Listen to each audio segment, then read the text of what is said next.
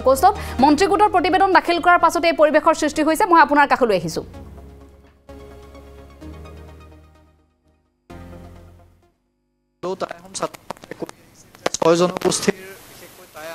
কৌস্তভ আপোনাৰ কথাখিনি শুনি পোৱাত মোৰ অকনমান অসুবিধা হৈছে জেলা তেতিয়াহ'লে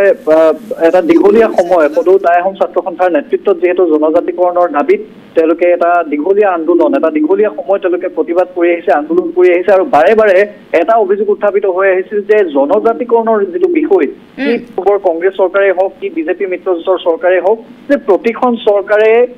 সদায় নিৰ্বাচনৰ প্ৰাক মুহূৰ্তত সেয়া লাগিলে লোকসভাই হওক বা বিধানসভাই হওক এটা নিৰ্বাচনী টুপ হিচাপে তেওঁলোকে ব্যৱহাৰ কৰে প্ৰতিশ্ৰুতি হিচাপে ব্যৱহাৰ কৰে কিন্তু পৰৱৰ্তী সময়ত সেয়া কাৰ্যকৰী নহয় আজি মন্ত্ৰীগোটৰ হোৱাৰ পিছতেই এতিয়া প্ৰসংগ হৈছে যে সদৌ টাই আহোম ছাত্ৰ সন্থা কিমান দূৰ তেওঁলোক সন্তুষ্ট হৈছে যদিও বা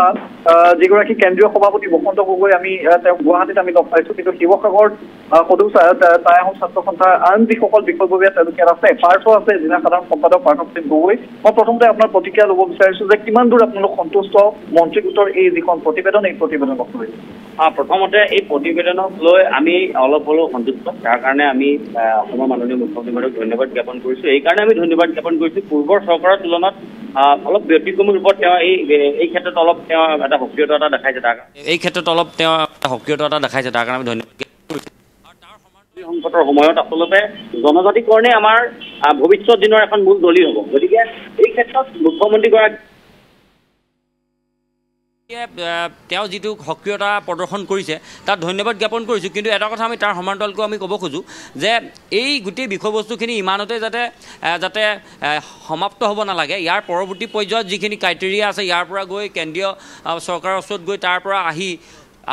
আমি শেষ পৰ্যায়ত আমি জনজাতি পোৱাৰ পৰ্যায়লৈকে যিমানখিনি ব্যৱস্থা ওলাইছে এইখিনি যাতে সামগ্ৰিক গতিৰে যাতে নহয় তাৰ কাৰণে আমি অসমৰ মাননীয় মুখ্যমন্ত্ৰী মহোদয়ক আমি অনুৰোধ জনাইছোঁ এক যুদ্ধকালীন প্ৰস্তুতিৰে আচলতে আমাক জনজাতিকৰণ আমাক লাগে আৰু এই জনজাতিকৰণ আমি বিচাৰিবলৈ যাওঁতে আমি আকৌ পুনৰবাৰ কৈছোঁ আমাক বৰ্তমানে যিসকলে জনজাতীয় লোকে ইতিমধ্যে জনজাতিৰ সুবিধা লাভ কৰি আছে তেওঁলোকক কোনো কাৰণতে যাতে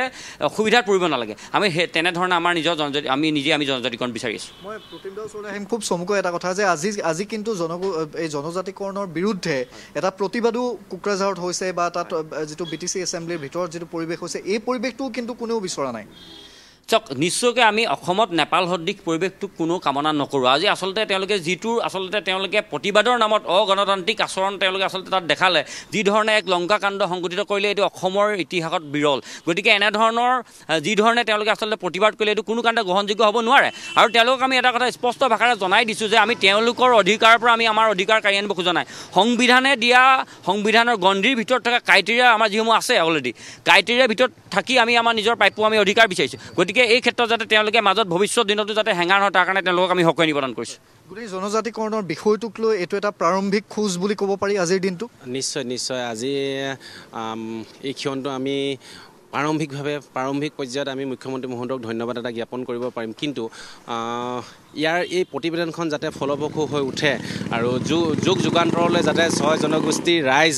আশ্বস্ত হ'ব পাৰে তাৰ কাৰণে এখন ফলপ্ৰসূ প্ৰতিবেদন হৈ উঠক আৰু ইয়াৰ যিখিনি যাৱতীয় ক্ৰাইটেৰিয়া আছে গাইডলাইন আছে এই গোটেইখিনি যাতে যুদ্ধকালীনভাৱে তেওঁলোকে আগবঢ়াই নিয়ে আমি তাৰ বাবে আশাবাদী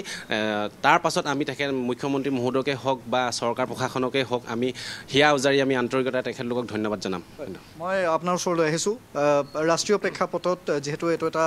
খুব ইতিবাচক সঁহাৰি হ'ব বুলি ইতিমধ্যে কৈছে যে যদিও বা 3টা ভাগত বিভক্ত আছে কিন্তু ৰাষ্ট্ৰীয় প্ৰেক্ষাপটত মুঠৰ ওপৰত ST হৈ থাকিব গতিকে এই কথাবোৰক লৈ এই প্ৰস্তাৱটোক লৈ কিমান দূৰ আশাবাদী চাওক আজি এটা ঐতিহাসিক দিন এই দিনটোৰ কাৰণে সদৌ টাই আহোম ছাত্ৰ সন্থাই বহুত দিনৰ পৰা আমি বাট চাই আছিলোঁ যিহেতুকে টাই আহোম ছাত্ৰ সন্থাৰ লগতে 6 জনগোষ্ঠীয় জনজাতিকৰণৰ আমি মাত মাতি আহিছোঁ জনসাধাৰণৰ সপক্ষে আৰু আজি চৰকাৰে এটা বিধানসভাত প্ৰতিবেদন দাখিল কৰিলে আৰু এটা ধাপ আগবঢ়ালে আমি চৰকাৰক পোনচাতে আমাক ধন্যবাদ জ্ঞাপন কৰিছোঁ মুখ্যমন্ত্ৰী ডাঙৰীয়াক ধন্যবাদ জ্ঞাপন কৰিছোঁ আমি যিহেতুকে অসমত ভাগ হ'লেও ST যিটো আমাৰ ST হিল ST ভেলী আৰু ST প্লেন এই 3টা ভাগত বিভক্ত আছে সৰ্বভাৰতীয় পৰ্যায়ত আমি ST বুলিয়ে আমি নিজৰ মৰ্যাদা পাম সেইকাৰণে আমি অসমৰ ক্ষেত্ৰত এটা সুদূৰ প্ৰসাৰী এটা সিদ্ধান্ত হ'ব বুলি আমি আশাবাদী এই গোটেই বিষয়টো প্ৰস্তাৱ আকাৰে যদিও বা দিছে কিন্তু সদনত আজি আলোচনা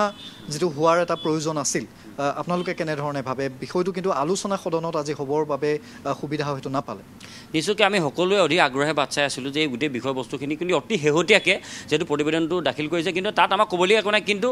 আলোচনাটো হোৱাটো জৰুৰী আছিল আৰু এই আলোচনা এইটো কাৰণেই জৰুৰী আছিল যে ST বহুত ইতিমধ্যে বহুত কথা ওলাইছে যে ST হিলছ ST প্লেইন বা ST ভি যিহেতু সংবিধানৰ গণ্ডিৰ ভিতৰত নাই গতিকে এই দুমোজাত যিটো দুদুল্যমান স্থিতিত মানুহবিলাকে আচলতে কথা বতৰাবোৰ কৈ আছে গতিকে এই কথা বতৰাবোৰ জনাৰ প্ৰয়োজনীয়তা আছিলে ST ভেলীত আচলতে তাত সেই ক্ৰাইটেৰিয়াটোত আমি কেনেধৰণে আমি আমাৰ সুবিধাবোৰ আমি পাম বা কেনেধৰণে কি সুবিধা পাইছোঁ এই কথাখিনি কিন্তু বিস্তৃতভাৱে আলোচনা হ'ব লাগিছিল এইটো হোৱাৰ প্ৰয়োজনীয়তা আছিলে কিন্তু যি কি নহওক প্ৰাৰম্ভিক পৰ্যায়ত যিমান যি হ'লেও যে এই প্ৰতিবেদনখন যাতে মন্ত্ৰীগোটে পূৰ্বৰ চৰকাৰৰ তুলনাত এক ব্যতিক্ৰমী ৰূপত তেওঁলোকে যে তৎকালীনভাৱে কৰিছে তাৰ কাৰণে আমি পুনৰবাৰ তেওঁলোকক ধন্যবাদ জ্ঞাপন কৰিছোঁ এঞ্জেলা এয়া হৈছে পৰিৱেশ তেওঁলোক আশাবাদী যথেষ্ট আৰু তেওঁলোকে কৈছে যে যদিও বা আলোচনা হোৱাটো প্ৰয়োজন আছিল যদিও বা আলোচনা নহ'ল কিন্তু এক প্ৰকাৰ তেওঁলোক আশাবাদী আৰু এটাই আশা যে দীঘলীয়া যিখন সংগ্ৰাম এই সংগ্ৰামখনে অন্তত কিছু পূৰ্ণতা পাওক সংগ্ৰামখনে কিছু বাস্তৱত পৰিণত হওক এটা খোজ অন্তত সফল হৈছে বুলি তেওঁলোকে ক'ব বিচাৰিছে প্ৰথম খোজটো যিটো আগবঢ়াইছে হয় ধন্যবাদ জনাইছোঁ কৌস্তভ আমি পৰৱৰ্তী মুহূৰ্তত আপোনাৰ কাষলৈ যাম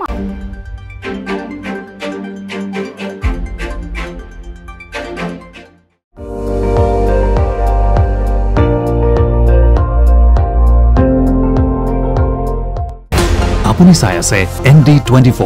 সৰ্বশ্ৰেষ্ঠ নহয় সৰ্বোত্তমৰ দৌৰ